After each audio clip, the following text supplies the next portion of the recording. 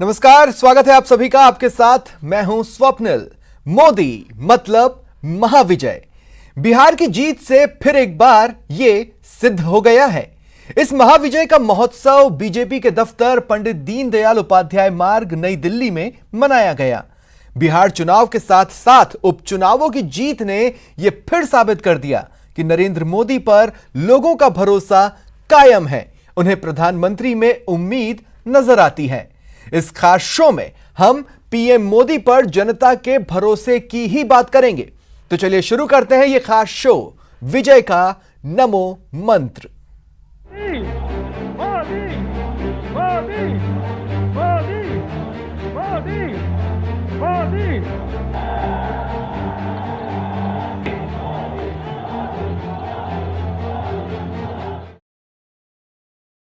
विजय का नमो मंत्र में सबसे पहले बात बिहार में मिली ऐतिहासिक जीत की, क्योंकि मोदी नाम के भरोसे पर ही बिहार की जनता ने यह ऐतिहासिक जीत दिलाई है।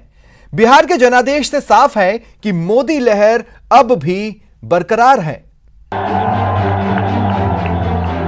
मोदी, मोदी, मोदी, मोदी, मोदी, मोदी, मोदी, मोदी, मोदी, मोदी।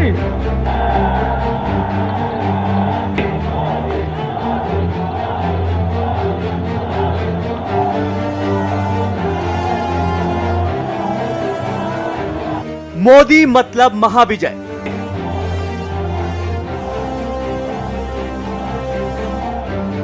मोदी मतलब उम्मीद।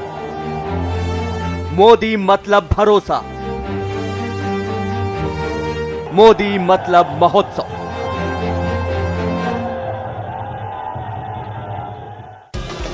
बिहार चुनाव में सभी अनुमान उलट गए। मोदी लहर में सत्ता विरोधी लहर धुल गई। एक बार फिर एनडीए सत्ता तक पहुंची तो उसके पीछे सिर्फ एक ही मंत्र रहा, मोदी मंत्र। प्रधानमंत्री का चेहरा जीत का दूसरा नाम बन गया है और बिहार के नतीजे बता रहे हैं कि ब्रांड मोदी से पार पाना आसान नहीं है। जैसे जैसे देश की राजनीति में समय का पहिया घूम रहा है, मोदी की छवि और विराट होती जा रही है। बिहार का चुनाव जब शुरू हुआ तब राजनीतिक हलकों में चर्चा आम थी कि इस बार सत्ता विरोधी लहर में नीतीश कुमार की कुर्सी बहनी तय है। लेकिन 10 नवंबर की रात ढलते ढलते ये तय हो गया कि नीतीश कुमार की मझधार में फंसी नैया के खेवैया नरेंद्र दामोदर दास मोदी ही हैं। बिहार विधानसभा के चुनाव पूरे हो गए और उस चुनाव में मुख्यमंत्री नीतीश कुमार के खिलाफ एक लहर थी। बहुत नाराज थे लोग, उनकी सभाओं में लोग उल्टा सीधा बोलने लगे थे। लेकिन नरेंद्र मोदी जब पहुंचे, नरेंद्र मोदी के चेहरे पे जो चुनाव फोकस किया तो उसका फायदा हुआ। मोदी लहर का फायदा उठा के नीतीश कुमार एक बार फिर वहां के मुख्यमंत्री बनने जा रहे हैं। नरेंद्र मोदी नाम के ही ब्रांड ने बिहार से लेकर उत्तर प्रदेश, मध्य प्रदेश तक एनडीए को प्रचंड जीत दिलाई है। मोदी मंत्र से ही बिहार में एनडीए को 125 सीटों के साथ स्पष्ट बहुमत मिला। बीजेपी ने अकेले 110 में से 74 सीटों पर जीत हासिल की। 215 के मुकाबले बीजेपी को 21 सीट ज्यादा मिली। बीजेपी भले नीतीश के नेतृत्व में चुनाव लड़ी हो, लेकिन असली नेतृत्व नरेंद्र मोदी का ही था। जब राजनीतिक गलियारों में तेजस्वी की रैलियों में उमड़ी भीड़ की चर्चा थी, जब कहा जा रहा था कि युवा नेता तेजस्वी यादव एनडीए के विजय रथ को रोक देंगे, तब सिर्फ एक ही नाम का सहारा बचा और वो नाम है नरेंद्र मोदी। इसी नाम को धन्यवाद कहने के लिए दिल्ली दफ्तर पर समारोह हुआ और यहां से नरेंद्र मोदी ने बिहार के कार्यकर्ताओं को धन्यवाद दिया। आज आभार व्यक्त करता हूं महान देश की महान जनता का। मैं आज धन्यवाद अर्पित करता हूं देश के कोटि कोटि नागरिकों का।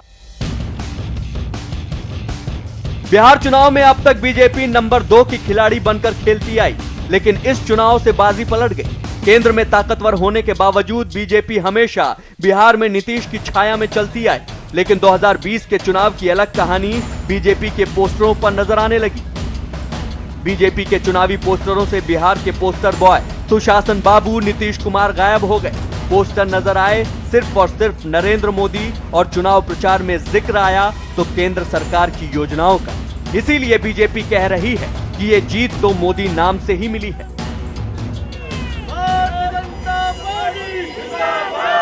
बिहार में बाहर आई, एनडीए ने कमाल करी।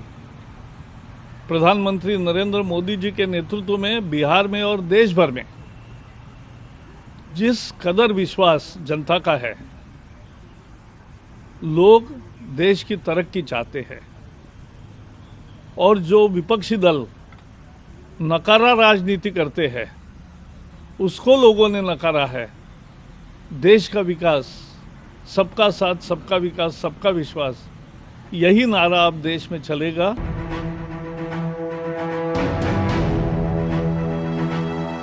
बिहार चुनाव में नरेंद्र मोदी ने नीतीश कुमार के साथ मंच तो साझा किए, उनकी सराहना भी की, लेकिन बीजेपी के पोस्टरों में नीतीश कहीं नजर नहीं आए। उसकी वजह थी कि बीजेपी ने भाप लिया कि अगर नीतीश के नाम पर चुनाव लड़ा गया तो समझो चुनाव हाथ से गया। इस चुनाव का एक दिलचस्प बात यह था कि मुख्यमंत्री को फ्रंट पे नहीं रखा।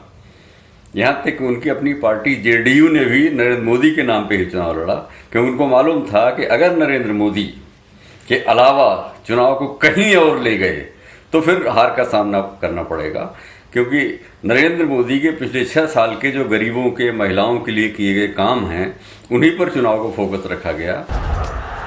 अक्सर बिहार में कई इलाकों में मोदी तुझसे बैर नहीं, नीतीश तेरी खैर नहीं के स्लोगन सुनने को मिलते थे। यही वजह रही कि एनडीए नेताओं ने इसे भांप लिया और केंद्र सरकार की योजनाओं और पीएम मोदी का नाम लेकर वोट मांगे जाने लगे। बाद के 2 चरण के चुनाव में पीएम मोदी ने भी केंद्र सरकार की योजनाओं को ही गिनाना शुरू कर दिया था। लालटेन काल का अंधेरा अब छट चुका है, लेकिन बिहार की आकांक्षा अब लगातार बिजली, एलईडी बल्ब की है। पहले अस्पताल में एक डॉक्टर का मिलना मुश्किल था, अब जगह जगह मेडिकल कॉलेज और एम्स जैसी सुविधाओं की आकांक्षा है। ये जंगल राज के युवराज जिस भी सभा में नरेंद्र मोदी बोले, उन्होंने सुशासन की बात दोहराई, केंद्र सरकार की योजनाओं का हवाला दिया और बिहार को बार बार वो अतीत याद दिलाया जिसे जंगल राज कहा जाता था। उन्होंने याद दिलाया कि लालू राज में अपहरण, हत्या, फिरौती जैसे अपराध की कलम से अराजकता का अर्थशास्त्र लिखने वालों ने कौटिल्य की धरती का गौरव कैसे मिटा दिया था। अराजकता और अव्यवस्था के किस दल दल में धकेल दिया, ये आप में से अधिकांश ने अनुभव किया है। आज भी बिहार की अनेक समस्याओं की जड़ में 90 के दशक की अव्यवस्था है, कुशासन है। नरेंद्र मोदी ने चुनावी मंच से बिहार की अस्मिता, बिहार के गौरव के मुद्दे को उठाया। देखते ही देखते बिहार में सत्ता विरोधी लहर की बजाय मोदी लहर चलने लगी। बिहार में प्रधानमंत्री की 3 चरणों में 12 रैलियां हुई। इनमें से 6 रैलियों में नीतीश कुमार साथ रहे। प्रधानमंत्री ने रैलियों से सुशासन का भरोसा जगाया, साथ ही बिहार को विकासवाद के मुद्दे से भी जोड़ा। हर रैली में मोदी ने लालू के जंगल राज की याद दिलाई, साथ ही राष्ट्रवाद के मुद्दे को बड़ा बनाया। मोदी ने अपने मंचों से राष्ट्रवाद का, नक्सलवाद का मुद्दा बार बार उठाया। एनडीए के विरोध में इन लोगों ने मिलकर जो पिटारा बनाया है, जिसे ये लोग महागठबंधन कहते हैं, उसकी रग रग से बिहार का एक एक नागरिक वाकिफ है। वो लोग जो नक्सलियों को, हिंसक गतिविधियों को खुली छूट देते रहे, आज वो एनडीए के विरोध में खड़े हैं। तमाम सर्वे में दिख रहा था कि महागठबंधन इस बार आसानी से जीत हासिल कर लेगा। साथ ही नीतीश के खिलाफ भी जनता का गुस्सा था, लेकिन जैसे ही प्रचार की कमान प्रधानमंत्री नरेंद्र मोदी ने संभाली, हवाओं का रुख बदलने लगा और नतीजे सभी सर्वे से उलट साबित हुए। नरेंद्र मोदी ने बिहार विधानसभा के चुनाव में 3 दिनों के अंदर 12 सभाएं की और जहां जहां उन्होंने सभाएं की वहां पर लगभग सारी सीटें जेडीयू और बीजेपी के गठबंधन, यानी 2 और पार्टियां उनके साथ थी, उनके सब मिलजुल के सबने जीत लिया। तो इसी को तो लहर कहते हैं, मोदी लहर थी, इसमें दो राय नहीं है। बिहार के चुनाव में एनडीए के सामने वैसी ही चुनौती थी जैसी बीजेपी और सहयोगी दलों के सामने उत्तर प्रदेश के विधानसभा चुनाव में थी। उत्तर प्रदेश में भी 2 राजनीतिक घरानों के 2 युवाओं ने बीजेपी को टक्कर दी थी। बिहार में स्थिति वैसी ही बनी। राहुल गांधी ने आरजेडी के युवा नेता तेजस्वी का हाथ थाम लिया और मैदान में कूद गए। इस जोड़ी पर ही प्रधानमंत्री मोदी ने जमकर प्रहार किया। एनडीए को दिए आपके एक वोट से ही संभव हो सका है।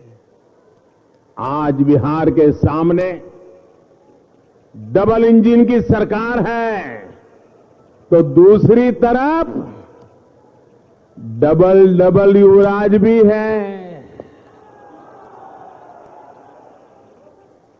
और एक तो जंगल राज के युवराज भी है।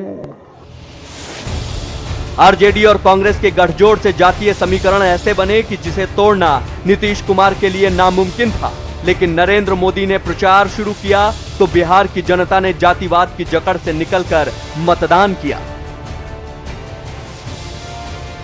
इस चुनाव के नतीजे से साफ है कि मोदी नाम ने न सिर्फ बिहार की सत्ता और नीतीश का सम्मान बचाया, बल्कि साथ ही बिहार बीजेपी को नीतीश कुमार की छाया से निकालकर बड़े भाई का दर्जा भी दिला दिया।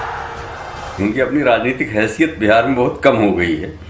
बीजेपी सबसे बड़ी पार्टी है उनके गठबंधन में, बीजेपी की वजह से मुख्यमंत्री बन रहे हैं वो। तो नरेंद्र मोदी का जहां तक सवाल है वो तो उनको बना ही रहे हैं, लेकिन कार्यकर्ताओं में नाराजगी है, गुस्सा है और इस बात से इनकार नहीं किया जा सकता कि थोड़े दिन बाद नीतीश कुमार को कार्यकर्ता दबाव बनाएंगे कि नहीं साहब आप यहां छोड़िए और हमको दीजिए। मोदी राज में ही बीजेपी अपने सबसे सुनहरे दौर की गवाह बनी है। बीजेपी नेता भी समझते हैं कि ब्रांड मोदी बीजेपी की पहचान बन चुके हैं और इस ब्रांड से बड़ा देश में कोई और नेता नहीं। इसीलिए बीजेपी नेता मोदी को धन्यवाद कह रहे हैं। मोदी जी ने जिस तरह की आदर्श स्थापित किए हैं, चिंता की है, तो लोगों ने उसको बहुत पसंद किया है और लोगों ने सुकून महसूस किया है।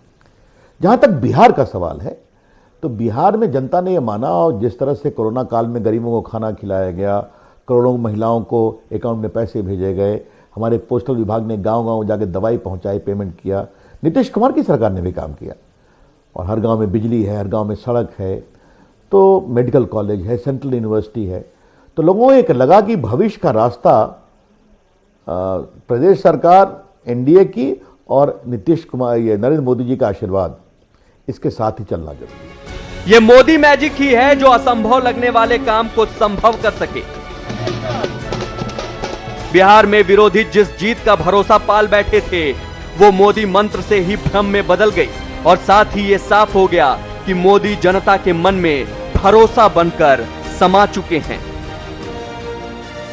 चुनाव में बीजेपी का प्रदर्शन ऐतिहासिक रहा है। मोदी लहर और केंद्र की योजनाओं के बूते बीजेपी को 74 सीटों पर जीत मिली है। दूसरे नंबर पर रहने के बावजूद बीजेपी की परफॉर्मेंस आरजेडी से बहुत बेहतर है।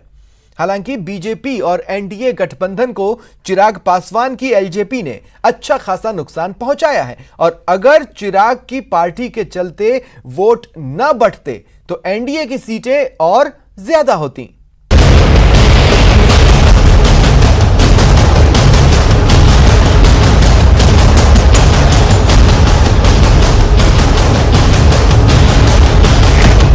बिहार में फिर एनडीए सरकार है।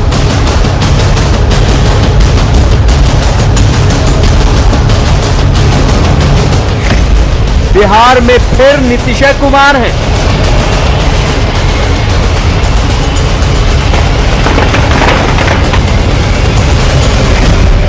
दिल्ली से पटना तक जश्न और बहार है।